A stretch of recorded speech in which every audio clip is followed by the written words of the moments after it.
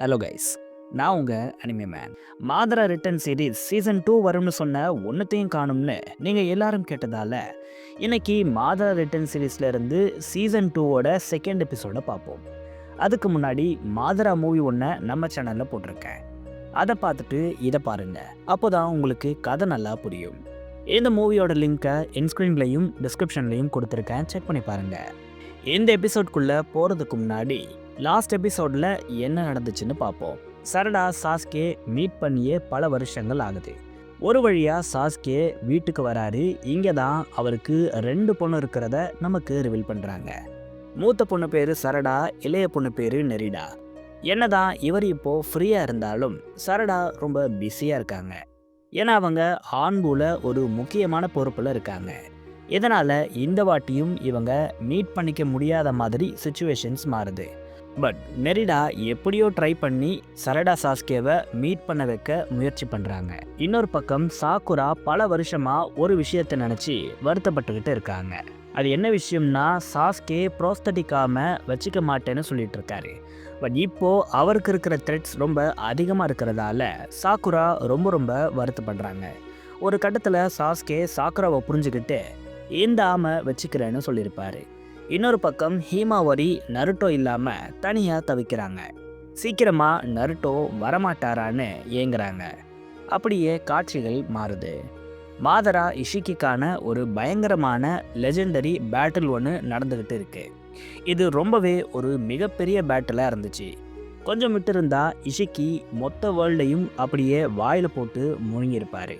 அந்தளவுக்கு இஷிக்கி கிட்ட பவர்ஸ் இருக்குது. ஒரிஜினல் டைம்லைனில் இஷிக்கி இவ்வளோ டேஞ்சரஸாக இல்லை. ஏர்த்தையும் அவ்வளோ சீக்கிரம் அழிக்கணும்னு அவர் நினச்சிருக்க மாட்டார். பட் இந்த இஷிக்கி ரொம்ப மோசமான ஒரு ஆளாக இருக்கார். ஏன்னா மாதராவோட நடந்த பேட்டில் அப்போது மாதரா அல்டிமேட் பவர்ஃபுல் எபிலிட்டிஸை அவேக் பண்ணியிருப்பார். இன்றா ஆஷுராவோட சாக்கராலாம் மாதராக்கு கிடச்சி அவர் செம ஓவர் பவர்டாக மாறியிருப்பார். இஷிக்கியோட எல்லா அட்டாக்ஸையும் அசால்ட்டாக டாச் பண்ணி மாதரா செம பெரிய ஷாக்கை அவருக்கு கொடுத்துருப்பாரு. இஷிக்கியும் என்னென்னவோ பண்ணுவார். அவரோட கோக்குகனை வச்சு கூட மாதராவை காலி பண்ண பார்ப்பாரு. பட் மாதரா சும்மா விடலை. அவரோட கோக்குகனையே சீல் பண்ணி இஷிக்கியோட திட்டத்தை தவிடுபடியாக்கியிருப்பார். இப்படி கோக்குகன் இல்லாததால் இஷிக்கி சூக்குனாய்கோனா டைகோகுட்டன் மாதிரியான எபிலிட்டிஸை யூஸ் பண்ண முடியாமல் தவிச்சிருப்பார்.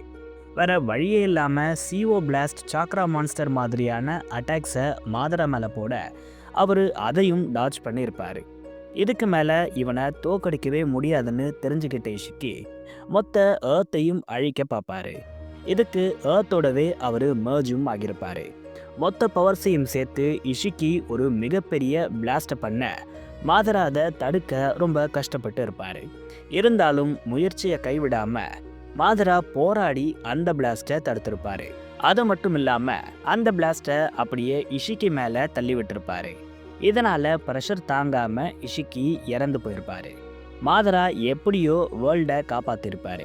பட் இஷிக்கியை மாதரா கம்ப்ளீட்டாக சாக விடாமல் அவரை இன்வெஸ்டிகேட் பண்ணுறதுக்காக பிடிச்சி வச்சிருப்பாரு. பட் இஷிக்கி எப்படியோ அங்கேருந்து எஸ்கேப் ஆகியிருப்பார். இப்படி போகும்போது இஷிக்கி அவரோட டொஜுட்சுவை அங்கேயே விட்டுட்டு போயிடுறாரு.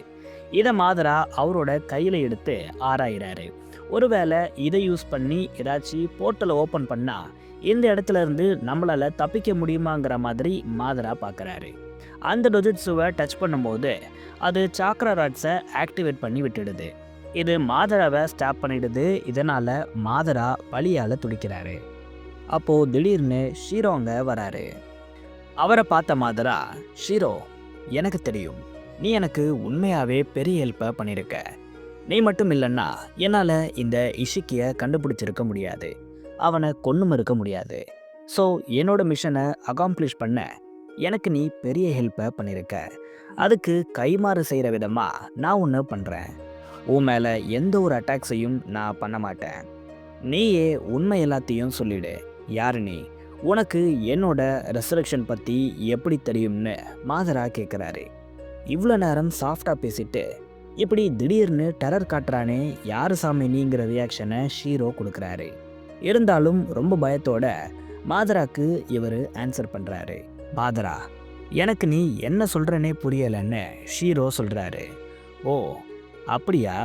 உனக்கு அப்போ உண்மையாவே இதை பத்தி தெரியாதான்னு சொல்லிட்டு மாதரா அவரோட செஸ்ட்ல இருக்கிற ஆசிரமாவோட ஐய வேக் பண்றாரு. பார்த்தா அதுக்குள்ள ஷேரிங்கன்னு இருக்கு. இதை பார்த்து ஷீரோ ஷாக் ஆகுறாரு. நீ என்ன கேட்குறன்னு எனக்கு புரியல மாதரா. நீ கேட்குற எந்த கேள்விக்கும் என்கிட்ட ஆன்சர் இல்லை. ஒன்று மட்டும் நல்லா தெரிஞ்சுக்கோ. இதை நான் உன்கிட்ட முன்னாடியே சொல்லியிருக்கேன். நான் ஒரு அப்சர்வர் தான். உன்னை வச்சு எந்த பிளானையும் நான் போடலை. என்ன நம்பு. எல்லாத்தையுமே நீ உன்னோட பாயிண்ட் ஆஃப் வியூல இருந்து மட்டுமே பார்த்தா உனக்கு எல்லாமே தப்பாக தான் தெரியும். தயவு செஞ்சு கொஞ்சம் மற்றவங்களோட பாயிண்ட் ஆஃப் வியூல இருந்து விஷயங்களை பார்க்க கற்றுக்கோன்னு ஷீரோ சொல்கிறாரு. அதுக்கு மாதரா சில விஷயத்த பேசுகிறாரு. ஷீரோ, உனக்கு ஒரு விஷயம் தெரியுமா? நான் உன்னை விட பல நூறு வருஷங்கள் அதிகமான நாட்களை இந்த பூமியில் வாழ்ந்திருக்கேன்.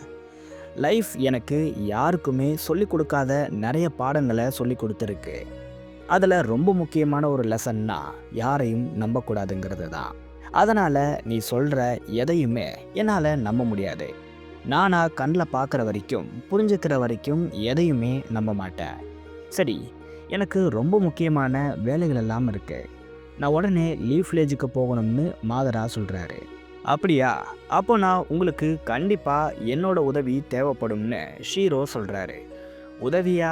உன்னால் எனக்கு என்ன உதவியை பண்ணிட முடியும்னு மாதரா கேட்குறாரு. முதல் விஷயம், நீங்கள் பல நூறு வருஷங்கள் வாழ்ந்தது உண்மைதான். ஆனால் அதில் எத்தனை தடவை குளிச்சிங்கன்னு யோசிச்சு பாருங்க. ஏன்னா உங்கள் மேலேருந்து வர கப்பு மொத்த லீஃப் வில்லேஜையும் காலி பண்ணிடும். நீங்கள் குளிக்கிறதுக்கு முதல்ல நான் ஏற்பாடு பண்ணுறேன். அப்படி உங்களுக்கு என்னோட ஹெல்ப் வேணாம்னா நீங்கள் தாராளமாக லீஃப் வில்லேஜுக்கு போகலாம். அங்கே இருக்கிற மொத்த பேரையும் நீங்கள் போட்டு தள்ளலாம். அது உங்கள் விருப்பம்தான்னு ஷீரோ சொல்கிறாரு. நீ சொல்கிற மாதிரி எல்லாம் இல்லை. நான் இப்போது 40 வருஷத்துக்கு முன்னாடி தான் குளிச்சேன்னு மாதரா சொல்கிறாரு. சரி, அதெல்லாம் விடு. வேற எந்தெந்த மாதிரியான ஹெல்ப்பெல்லாம் எனக்கு உன்னால் கொடுக்க முடியும்னு மாதரா ஷீரோ கிட்ட கேட்குறாரு. முதல்ல உனக்கு ஒரு நல்ல எக்யூப்மெண்ட்டை என்னால் கொடுக்க முடியும். நீங்கள் யூஸ் பண்ணி இஷிக்கி கையில் பறி கொடுத்த கன்பாயை கூட நான் எப்படியாவது மறுபடியும் உங்களுக்கு கொடுக்க பார்க்குறேன். ஏன்னா எக்யூப்மெண்ட் இல்லாமல் நீங்கள் பார்க்க கேவலமாக இருக்கீங்க. அப்புறம் அந்த ஒட்சுசுகி உங்களை தாறுமாறாக அட்டாக் பண்ணியிருக்கான். ஸோ கண்டிப்பாக உங்களுக்கு மெடிக்கல் லைட் தேவைப்படும். அப்புறம் இந்த அட்டாக்ஸ் உங்கள் பாடியை எவ்வளோ அஃபெக்ட் பண்ணியிருக்கு, ஏதாச்சும் டாக்ஸின்ஸ் உங்கள் உடம்புல இருக்காங்கிறதையும் செக் பண்ணணும். அப்புறம் உங்களோட காஸ்டியூம், இதை நீங்கள் எங்கேருந்து திருடிட்டு வந்தீங்கன்னு தெரியலை. பட் கண்டிப்பாக இதை நம்ம டோட்டலாக சேஞ்ச் பண்ணியே ஆகணும். இதில் வர வாடையும் எனக்கு கொமட்டிக்கிட்டு வருது. இது எல்லாத்தையும் தாண்டி உங்களுக்கு கட்டாயமாக இப்போது ஷவர் வேணும்னு ஷீரோ சொல்கிறாரு. நீ சும்மா சும்மா இதையே சொல்லிட்டு இருக்காத. என் மேலே கொஞ்சம் பேட்டில் டஸ்ட் இருக்குது, அவ்வளோதான். மற்றபடி நீ சொல்கிற அளவுக்கெல்லாம் நான் டர்ட்டியாக இல்லைன்னு மாதரா சொல்கிறாரு. மாதரா, உன் மேலே பயங்கரமான பிளட் டர்ட் இருக்குது. இதை தாண்டி பல வருஷமாக உன்னை ப்ரிசர்வேஷனில் வச்சுருந்தாங்க. அதுக்கு அவங்க ஏகப்பட்ட கெமிக்கல்ஸை யூஸ் பண்ணாங்க. அதை கூட நீ வாஷ் பண்ணலை. இதெல்லாம் சேர்ந்து தான் இப்படி ஒரு நாத்தத்தை உன் மேலே க்ரியேட் பண்ணுது. ஒருவேளை நீ சீக்கிரம் குளிக்கலைன்னா ஒட்சுசுகிஸை போட்டு தள்ளுறதுக்கு முன்னாடியே நீ செத்துருவ. அப்புறம் இந்த ஒட்டுமொத்த வேர்ல்டையும் நீ இப்போது காப்பாற்றிருக்க. யார் என்னன்னே தெரியாத எத்தனையோ பேரை நீ பெரிய அழிவுலேருந்து மீட்டிருக்க. இவ்வளோ பண்ண உனக்கு நான் கண்டிப்பாக ஏதாச்சும் ஒரு கைமாறு பண்ணியே ஆகணும். அதனால் ப்ளீஸ் என்னை ஹெல்ப் பண்ண விடுன்னு ஷீரோ சொல்கிறாரு. மாதராவும் இதுக்கு அனுமதிக்க காட்சிகள் மாறுது. இதுக்கப்புறம் நமக்கு ஒரு புது கேரக்டரை காட்டுறாங்க. அதாவது இஷிக்கி இறந்த அப்புறம் அவரோட சோல் போய் கோடு கிட்ட தன்னோட விஷனை பொருட்டோல கொடுத்துருப்பாருங்கிறத எல்லாரும் பார்த்துருப்போம். பட் இங்கே இஷிக்கி வேற ஒரு கேரக்டர் கிட்ட போகிறாரு. அந்த கேரக்டர் வகுடு எடுத்து முடிவாரி பார்க்க பழம் மாதிரி இருக்காரு. அங்கே போன இஷிக்கி, நல்லா கேளு, இது என்னோட லாஸ்ட் வில். இதை கண்டிப்பாக நீ நிறைவேற்றியே ஆகணுங்கிற மாதிரி சொல்கிறாரு. நீ ஒருத்தனை கண்டுபிடிக்கணும். ஆனால் அவன் சாதாரணமான ஆள் இல்லை. பட் அவன் பார்க்க நார்மல் ஹியூமன் மாதிரி தான் இருப்பான். ஆனால் அவன் தான் என்னோட உயிரவே எடுத்தான். ஒட்சுசுகி கிளானோட டெஸ்ட்ரக்ஷனுக்கும் அவன் காரணமாக இருப்பான்னு எனக்கு தோணுது. அவன்கிட்ட மட்டும் நீ எக்காரணத்தை கொண்டும் சிக்கிடாத. அவன் உன் கையில் மாட்டினா அவனை எப்படியாச்சும் கொன்னுடு. அவன் பண்ண இந்த வேலைக்கு இது அவனுக்கு ஏற்ற தண்டனையாக இருக்கும்னு இஷிக்கி சொல்கிறாரு. இஷிக்கி, எனக்கு புரியுது. அவன் பண்ணது மிகப்பெரிய தப்பு தான். பட் அவனை நான் எப்படி கண்டுபிடிப்பேன்னு அந்த கேரக்டர் கேட்குறாரு. அவனோட கண்ணை பார்த்தாலே உனக்கு தெரியும். ஏன்னா அவனுக்கு சேஜ் ஆஃப் சிக்ஸ் பார்ட்ஸோட பவர்ஸ் இருக்கு. அதோட ரினேகனையும் அவன் வச்சிருக்கான்னு இஷிக்கி சொல்கிறாரு. சேஜ் ஆஃப் சிக்ஸ் பார்ட்ஸா? அந்த பவர்ஸ் எல்லாம் நார்மல் ஹியூமனுக்கு கிடைக்கவே கிடைக்காது. இதுக்கு எப்படி சாத்தியம்? அப்புறம் அவனால் எப்படி ஒட்சுசுகிஸை கொல்ல முடிஞ்சதுன்னு அந்த கேரக்டர் கேட்குறாரு. அது எனக்கும் தெரியாது. பட் அவன் கூட பவர்ஃபுல்லான ஆளாக இருக்கிற மாதிரி எனக்கு தெரியுது.